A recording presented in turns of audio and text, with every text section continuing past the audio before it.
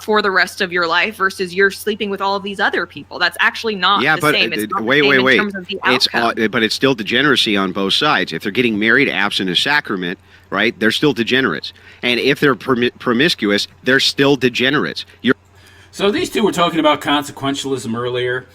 Essentially, it's a moral, ethical system, way of looking at the world that judges, policies, decisions, what's right, what's wrong, based upon a worldview of like the outcome, the good and the bad of the outcome. We can get more granular. I'm probably going to do a standalone video analyzing consequentialism in full. I don't want to get into it here. This video is already going to be long enough. But I will do that later on. Basically, Andrew is against consequentialism.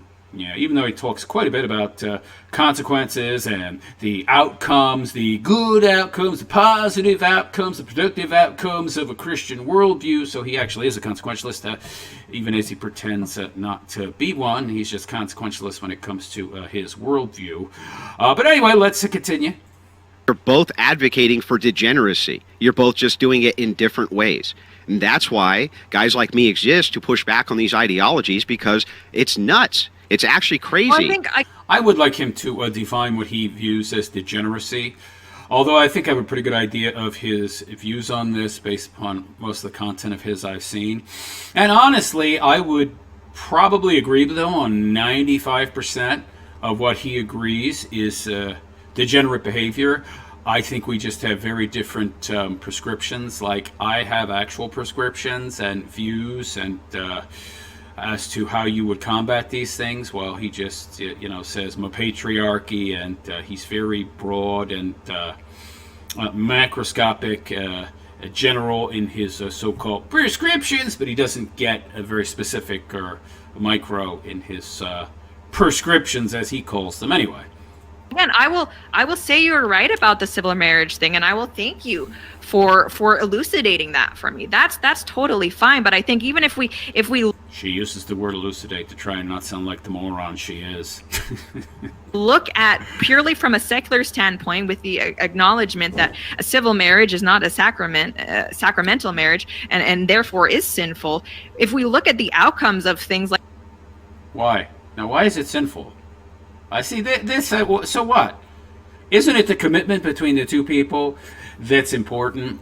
I mean, the problem I have with marriage mainly is that it's the state getting involved, and that gives them too much power in people's private lives.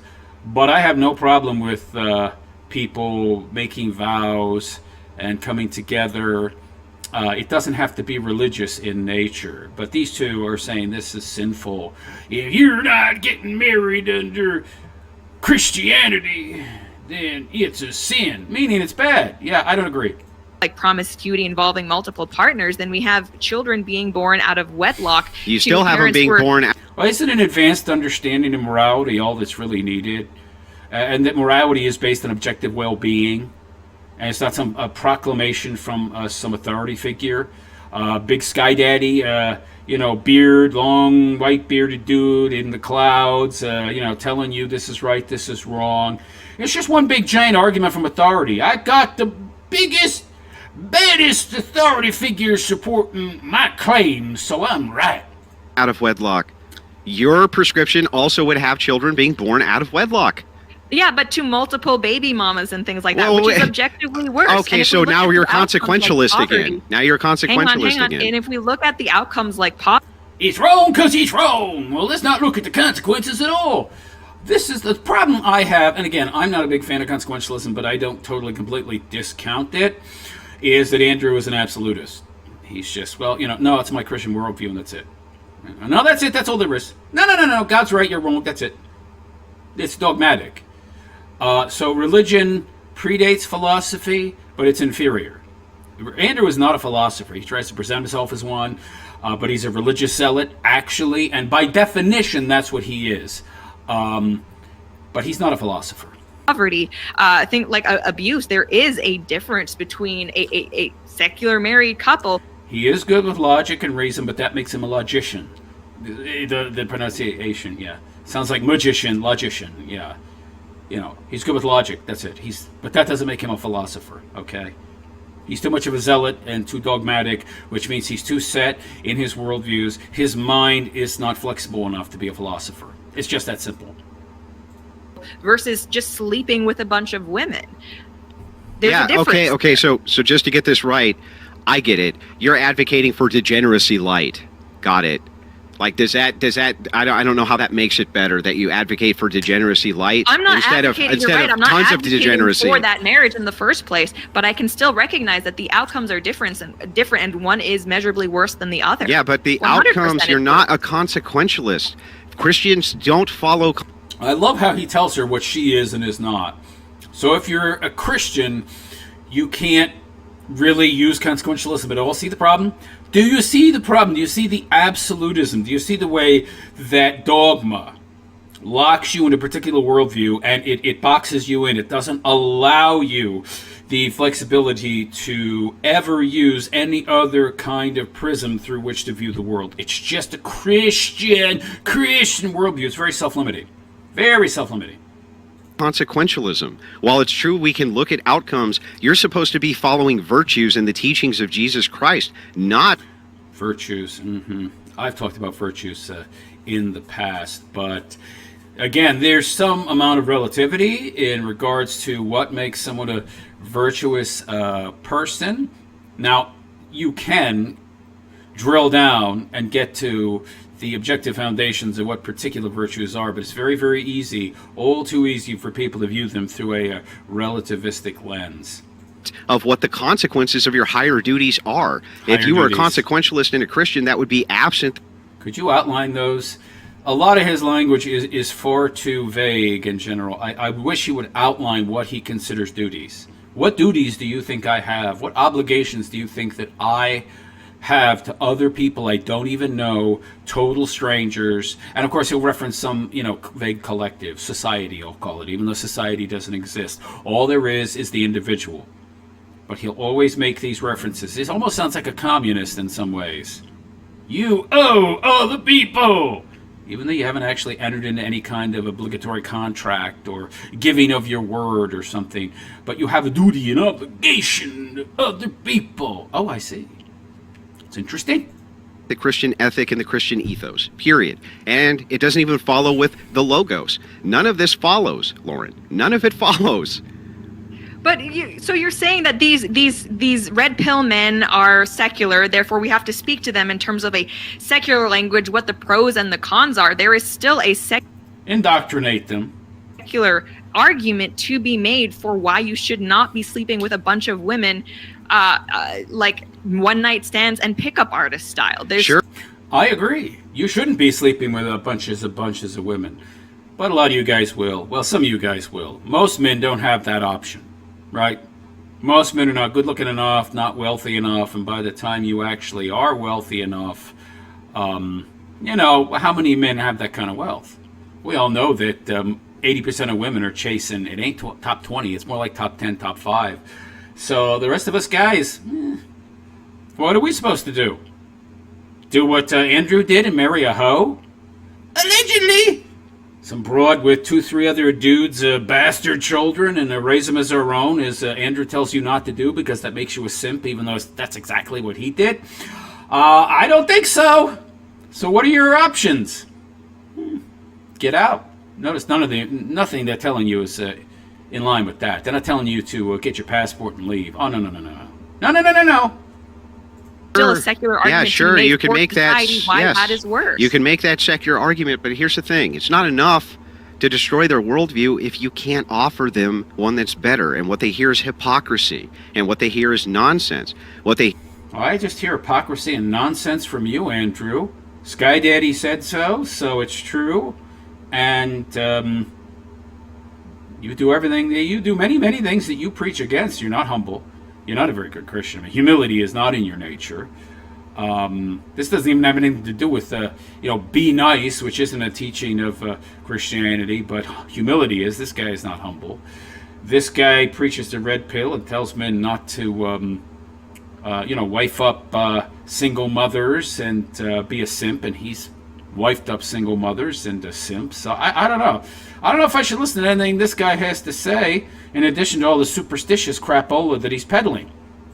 Here is you saying, hey, the best thing that you can do is get married, in spite of the fact that my values say that you're not even really married. That these are insane positions which are put together in order to attack the red pill who's just trying to give descriptive truths. I'm not saying that their prescriptions are great. That's where you get into some of the pickup artist stuff. Most of them don't make prescriptions, though. Rollo calls it a praxeology. It's not, but he calls it a praxeology. These different people have different names for it, but they're just trying to give descriptive claims for how the world actually works. And all I see is you beating the hell out of them and kissing the ass of former prostitutes like Nala and kissing the ass of all of these women and saying, how dare you? How dare you, Pearl Davis? How dare you, Andrew Wilson, say that you think that, oh, I don't know, maybe this chick who had sex with hundreds of men on film has done absolutely nothing to show the fruits or in any way really repent or show any remorse for this. How dare you not kiss their ass? Yeah, that's a losing message. It's a losing message. Yeah, that Nala broad, former OF hoe, then she quit OF, not because, in my opinion, not because she wanted to be more virtuous, not because she wanted to be more virtuous or embrace Jesus, but just because she got tired of it, right? Her hoo-ha's all stretched out. She's already made millions. It's very, I don't know about difficult work. I mean, certainly degrading work, but some people seem to not care. But I think she got tired of it and just took up another grift that didn't require her to, take it up the pooper. And so, I think she's just a grifter and a fraud, absolutely. A lot of you simps out there, unfortunately, will give her money and follows and believe her because, you want to. I'm not saying that anyone needs to kiss Nala's ass. I'm just saying that as Christians, we cannot make a judgment as to whether or not she has been saved, and it is Sure you can, you dumb broad. What are you talking about? People judge all the time. Shut up. You're an idiot. possible that she has been saved. Yeah, it's possible, I guess. Highly unlikely, though. You dope. I don't think that if she was saved, she'd be running around advertising her virtue. Kind of like Andrew Wilson. I think he's a fraud, too, by the way. That's my position on Nala. That wasn't just your position. Your position in your video was also to attack people like Pearl Davis, who is the only one. All right. Oh, Mission no. loaded. Dilithium up for grabs. I hate these adverts.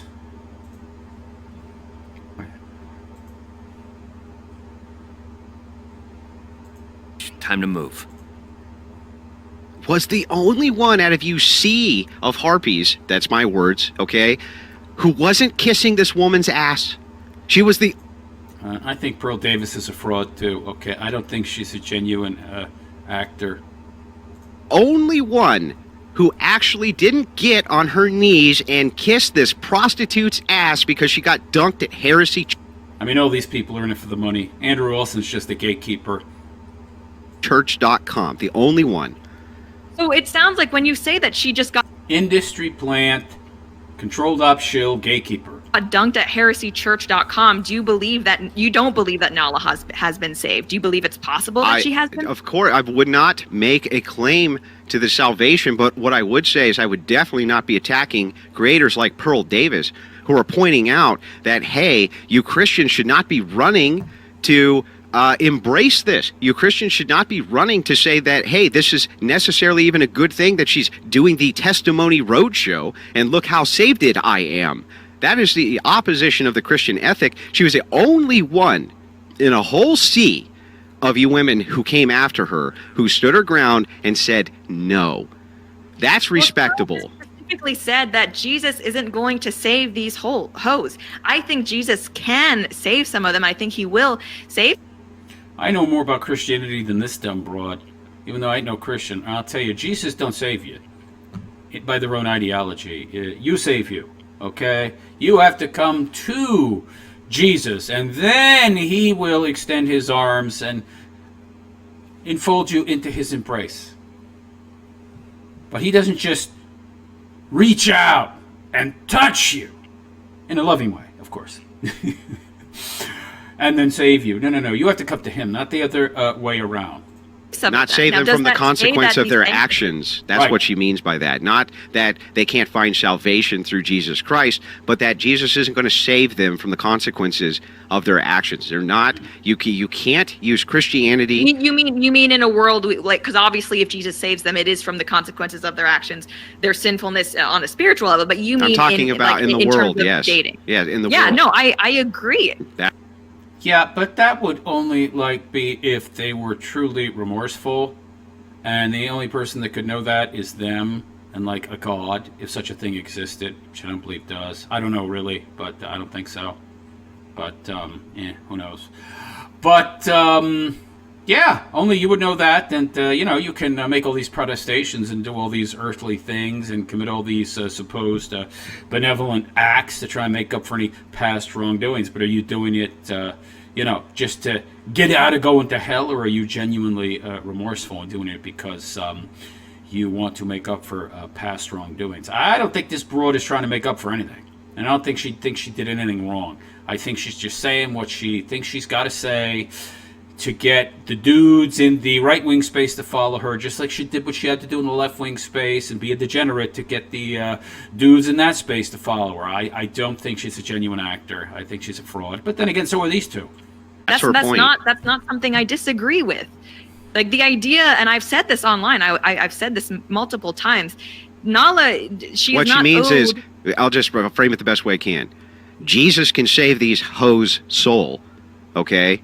But men are not going to be able to save these hoes in the world. And women are not going to be able to save these hoes in the world. And yeah, if I recall, the whole dust-up was that all these, fake Jesus broads like Lauren Chen and all these supposed tradcon broads who were anything but came out in defense of Nala. Because of defending Nala, they're defending themselves and their own 304 pasts.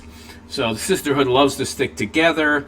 And they were telling people not to judge and to accept her and embrace her and essentially forgive her for her transgressions in this world. No, that's not how it works, man. No earthly consequences, really? It's interesting. So if you embrace Jesus, you're not only forgiven in the next world, you're forgiven in this world as well. Wow, it's a good deal. I can see why some people like it so much. But that's actually not how it works. That's not even what the doctrine teaches. So, yeah. it sure would be nice if some of them actually faced the consequences for their actions, were held to account without a what about the Mendo argument from commentators like you, Lauren.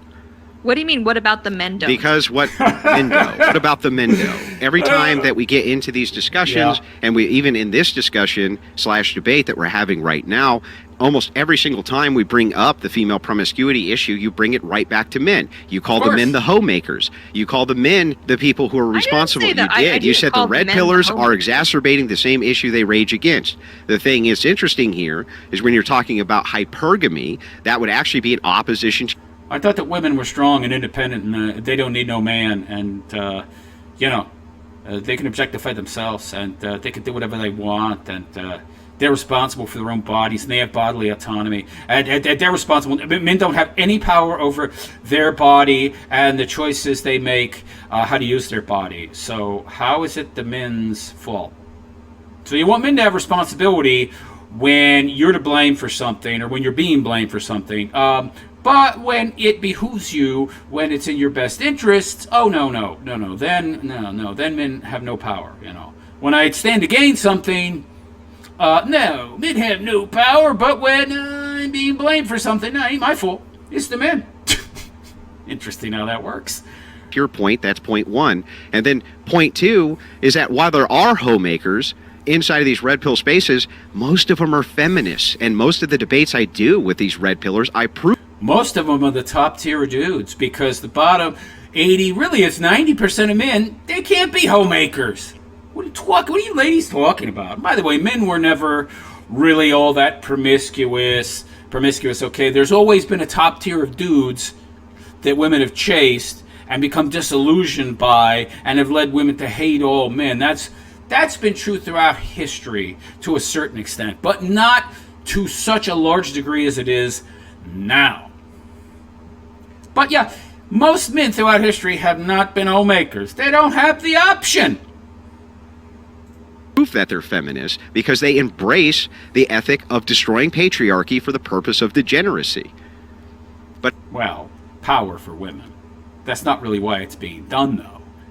Women are just useful idiots, and feminism is just a deconstructivist tool, a gender Marxist tool, and there is another deeper agenda going on in its utilization that Andrew will never talk about because he's just a controlled op shill, and he's just here to keep you focused on the symptomology, the tool itself, and not the underlying agenda that it's being utilized for. But it's not a men's problem here. This is a woman's problem. Spreadsheets killed my sales. Wait, just try pipe. More adverts? What? Keep your home safe by testing for radon today. Oh, shut up. Visit AZDHS. I hate these 6-second ads. I very much I disagree that I don't think that the problem is also amongst women and the women's promiscuity. Also amongst women? How is it men? I don't understand. How can you be equal to and also not accountable for your own actions? Men don't get to blame women. When something goes wrong in our lives, we'll be castigated. Are you kidding? Nobody's going to cry any tears for us, even if it is a woman's fault. But women, whew, they can claim victimhood all day when it's 100% their responsibility why their life is messed up. I've done who knows how many videos at this point talking about promiscuity specifically amongst women, including women who do OnlyFans. I very much believe that this is, I mean, women are the gatekeepers of sex historically. So that's a red pill talking point. Yeah, it's a very popular talking point, yes. That's all she does is parrots popular talking points. She has no thoughts of her own. Look at that tiny head of hers. You think there's a lot of ruffles and ridges in there, or it's very smooth? Point. Yeah, it's a correct talking point. All of the descriptors are mostly correct. I still haven't actually heard what you've done is conflated red pill with pickup artists. I haven't actually heard a single criticism of the red pill. So you seem to, when we talk about even like feminists or red pill, you're like, this is specifically what the, like, I guess what the most basic belief structure that each one of them holds. Therefore, anything absent that, that's not really feminism. That's not really red pill. No, I'm not giving you a no true Scotsman fallacy. I can explain. Sorry? You're trying to move into a no true Scotsman fallacy, and that's not what I'm saying. No. That's not what I'm doing. Let me finish. Guarantee you she doesn't know what a no true Scotsman fallacy is. Of course, Andrew only knows about that because of watching my videos, which he would never admit to. He will never, ever give anybody else credit for any talking points or views or observations that he got from other people. Okay. So I'm taking the position of this is what the movements exist as. Like the feminist movement, this is what the feminist movement represents. These are what feminists argue for. This is what the red pill movement represents. These are what, and again, like, I specifically will talk about people like Pearl Davis because I will fully acknowledge that I don't follow people like Rollo Tomasi, or I'm sure there's other ones who are part of it that I don't follow. Like, this is what red pill as a movement has brought. Movement? What has it brought? What movement? Well, I think if we're talking about the red pill movement, it's just observations, you dummy. There's no red pill movement. What is she talking about? There is no red pill movement. I wish there was. That would imply that men could actually come together and work cohesively for some kind of, greater good for men in a sense. Is that even possible? They would have some kind of greater voice to affect policy and law. Doesn't happen, though. What movement? It's like trying to herd a bunch of cats. It's not happening. Absolutely the idea and that male promiscuity should be excused or is not as bad as female. What the hell are you talking about? Women have been calling men names for years, for decades, centuries. Oh, pig this, pig that, even though it's just like 5-10% of dudes. Again, the vast majority of men do not have the option to be promiscuous. I don't know what she's talking about. These are feminist talking points. The truth of the matter is, it's women, as you said, who are the gatekeepers of sex. What are you talking about? These are lies. These are lies. Men have never been pigs. They have never been hoes. They have never been man whores. Never. Except maybe like a small smidgen of men. Microscopic number. Well, not microscopic, but I mean 5%. It's pretty freaking small number that can, at their leisure, have the majority of broads they want. Or at least a decent amount. That they can just, snap their fingers and they're getting laid. How many dudes have that option? 5% maybe? Maybe 5, if that? What's she talking about? I know what she's talking about. And what is your evidence for this? None. This is something, well, I'm talking specifically about people like Pearl. Well, I mean, she is a hoe. And she's moderately attractive. So, she's chased the top, echelon of dudes and conflated that with the vast majority, because that's what women do, because they're natural collectivists. Pearl Davis, like Myron. No, from Fresh and Pearl Thin. Davis nor Myron say this. Here's what they say. They give a descriptor. This is the problem, right? You don't know what you're talking about on these issues. The descriptor, No, but here's Pearl the, I'm has going to tell you the absolutely said that descriptor. it's not the same when a It's man not, cheats and as here's when a woman why. cheats. The descriptor here is true. Here's the descriptor. The descriptor is that promiscuity in society is not punished by women towards men because of hypergamy. Well, women like it when dudes have lots of bodies, right? It means that other women want him. It doesn't really, make them disgusted on a base level, because biologically speaking, women go after dudes for resources, okay? They go after dudes who can provide resources and protection and security, and if he's got a lot of these things, well, yeah, other women want him. Yeah, that makes me want him even more. That enhances his status, as it were, his desirability. Meanwhile, men, they want chicks because they got a certain hip to waist to up here ratio, and they're young, they're thin, they're fertile, they have certain physical markers that tell us that they are ideal for breeding. And if she's sleeping around with a lot of dudes, then we don't know if that kid is gonna be hers, and it's gonna be ours, and she's got this history, and that's all we can go on. And so, the reasons that we dislike promiscuity in women exist for an objective biological reason. It's not asymmetrical between men and women. We want different things from each other, so we have a disgust response that is different in regards to the opposite sex and their behavior, that is based upon our biologically keyed imperatives to one another. I don't know. The fact that she is trying to conflate men and women in regards to promiscuity and trying to map onto reality that which does not exist, i.e. some kind of disgust or disdain or equal dislike for men who are promiscuous, as men have for women who are promiscuous, just shows that she's a feminist. She's a chameleon feminist. She's not very covert. Andrew calls it covert feminism. There's nothing covert about it, if you ask me. However, it is punished by men towards women, meaning the value set due to our ontology, which is different, right? Women seem to not be as upset by male promiscuity as men get by female promiscuity. This is objective. Of course, that pisses Lauren Chen off, because she's been very promiscuous throughout her life. Objectively true. We have... How dare you acknowledge objective reality that would then punish me for my bad behavior, which isn't bad. At least I don't want you to think it's bad, even though, yeah, men don't like it. All of the data you could possibly imagine proving that this is true. Women seem to not care so much. Now, this could have something to do with the penetrative act, because if you look at homosexuality, for instance, both sides seem to be they have a disgust reaction to this.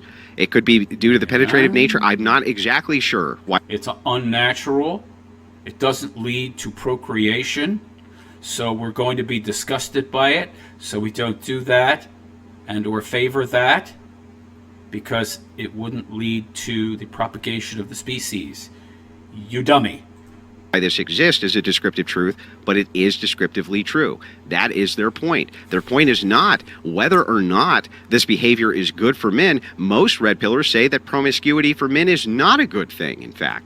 Notice that all of Andrew's talking points are from other people. Better men, better people, mostly men, before him have said them. He's just picked them up and regurgitates them. He does a good job at it, I might add. I'll give him that, but it is just regurgitated parody. But that doesn't mean that the descriptive truth that is viewed differently between the sexes isn't true, because it is. It most definitely is.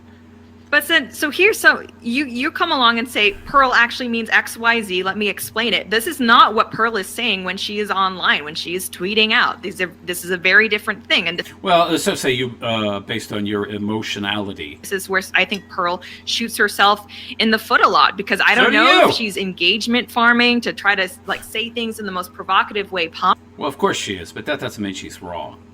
I mean, I don't hate Pearl. I think she's a grifter and a fraud. And, no better than Lauren Chen here. But she's not wrong in most of what she says. Possible, but she does not say that men and women, or she does not just say that, oh, cheating is viewed differently from men as it is women, therefore whatever. She will actually say that it's not a big deal if a man cheats. Like, No. just that But statement. what happens, and Pearl also clarified this, and I even have the tweets of her clarifying this. Yeah, by the way, I don't think men should be cheating. I mean, what's the point of getting with somebody to be in a long-term relationship if you're just going to cheat and go around and see other women? It defeats the whole purpose and the value structure of having a relationship to begin with, because having a relationship, building that relationship, creating that value, it's defeated when you step outside of that relationship. So what's the point? She's clarified it a million times, but what happens is, because you have a character limitation, what people do, and it's a leftist game, they take what is said out of context, they portray that as a position of Well, Lauren Chen is a leftist. Let's be honest about that. Pearl Davis, even though she's clarified it 100 times, that promiscuity for men is not good. However, it is a more understandable in society because they're not punished for it by... So is it good or is it not good? Okay. Well, this would be where we would have to come into some kind of consequentialist analysis. We got to look at outcomes, right? No, let's not do that, as Andrew does that. Well, you're not a consequentialist. I'm not a consequentialist, as I argue from a consequentialist viewpoint and argumentative style. Okay. Interesting, Andrew. women the same way women are punished for it by men. This operates under incentives. That's an incentive. That's showing you an incentive difference. But I think she's also... Yeah. Incentives are based on outcomes. You mean consequences? I do this, I get that. Boom. Incentive. Consequence, you mean. What a moron Andrew is. God, this guy's so dumb. I mean, she's leading her audience down the wrong path, because you'll have men like Matt Walsh and Michael Knowles who are... Matt Walsh and Michael Knowles are scumbag liars, okay? They're not honest with men. They peddle marriage of a governmentally supported government marriage to the state, where the state is administering marriage, even though they themselves are supposedly heavily religious. And they ignore all of the negatives and the downsides and all the biases and the legal system and all the incentives and encouragements women have to divorce a man, and all of the biases in the system to give them custody and to screw the man over. They ignore all that. I don't listen to anything those two idiots say. Ben Shapiro either. They're all a bunch of frauds. Who argue for marriage very Secular, strongly. yeah, that's right. They argue for secular marriage and have the same contradiction you do, which is why the red pill doesn't take them seriously. Can I finish? I don't know that that's why I don't take them seriously. I don't take them seriously because they ignore the problems and they keep pushing and peddling marriage to the state, really, which is just to control men and continue to steal men's resources and to keep men down, to keep the women in shoe boxes, to keep them poor, to keep them getting married so they can then get divorced and have all of their wealth stolen. Yeah. Yeah, so go ahead. She'll look at someone like Matt Walsh and Michael Knowles and say, like, well, your marriages aren't representative because you are the X%, so you can't translate your experience universally toward men. It's like, They're okay, rich. but simultaneously she will just say it's not as big. And by the way, they ain't been married all that long. What are they, 10 years? Around 10 years? Let's see them in another 10, 15, 20 years. Let's see if they're still married or if their wives got up and skedaddled. Big of a deal for And took all their wealth because she got bored. Let's revisit them and see where they are. Are they going to still be married, or are they going to be in Steven Crowder's boat? We'll see. Meant to cheat. If you look at a lot of women in their relationships with their husbands, with their boyfriends, they will absolutely think that it is a big deal if they cheat. Now, if you're saying like, oh, well, the top 1%, their wives who might be trophy wives are not going to think it as big of a deal. They're going to turn the other cheek. Well, Pearl is doing the exact same thing that she accused. Well, no, because there's a difference. Because you don't have to be a top 1%er broad in looks to cheat. You could be a big fat hippopotamus and you can still get laid. You can still cheat. You can still find dudes that'll bang you. The same ain't true of dudes, so I don't know what you're talking about. Is Matt Walsh and Michael Knowles of doing, trying to apply the standards for the top 0.1% to the average male in the dating pool or in the marriage. Well, that's what you do, sweetheart. Oh, yeah, that's what you do with men. Oh, this is insane. This is insane. You conflate the top 5% with all men. Say that men are viewed as being their promiscuity being a good thing and sleeping around a good thing. It's not. It never has been, and men have never been able to do that by and large anyway. Framing because you want to point out hypocrisy where it doesn't exist. Matt Walsh and the Tradcons suffer from the exact same contradiction that you do, which is to give a green light to secularists to get married, which is degenerate in and of its own nature, is a degenerate, non-sacramental act. Says you. By the way, I don't encourage marriage to the state. I don't encourage marriage through the state. I don't encourage that type of, as he calls it, secular marriage. Why can't you just... Oh, of course, though. Well, can't you just get married with a ceremony? Well, then the state will consider that an actual marriage as well. Again, it's all about co-opting, controlling. It's all about gaining power. Andrew just wants power back in the hands of his sky daddy that's controlled by people that have the same views, the same outlooks, the same so-called virtues, worldviews, and follow the same dogma as him. He just wants the power instead of the state having the power. I don't trust either of these people, either of these groups, with that kind of power. Him or the state.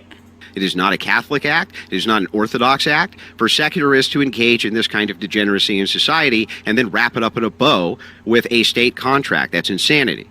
Not only that, but none... So instead I'll get a church contract. Okay. None of these guys actually are willing to debate the issues with any of these people. Rollo Tomasi... Well, you're not willing to debate me or any other right-wingers. I find it interesting because Andrew says that he will not punch right. He won't debate other so-called conservatives or right-wingers until we've won the culture war, until he's won the culture war. Then I'll turn my attention to other people on the right who I disagree with, who maybe disagree with me. That's a bunch of BS, cope, nonsense. The truth of the matter is he's afraid of talking to other people on the right. He's afraid of facing other people like myself who can actually get his goat, who can actually call him out on his contradictions, on some of his illogic, on his BS, on his superstitious nonsense, on his claims, and really on the fact that this guy is just trying to gain power and influence for himself and those that follow his worldview and his ideology and dogma, which in many ways is just as constricting and dangerous as the left woke tards. He won't do it. He won't do it. That's just an excuse. Just an excuse. And on that note, I'm going to end this portion, part 2 of my review of Andrew Wilson's debate, if you want to call it that, with Lauren Chen. Well, he's talking to this bimbo, moronic airhead. I don't know, I guess because she has a large following and he thinks that'll get him more followers and i.e. more donos. Well, yeah, that's why. Next time I will do part 3 and finish my review of this so-called debate. Anyway, on that note, I'm out of here, and I wish you all a good and pleasant day. Take care.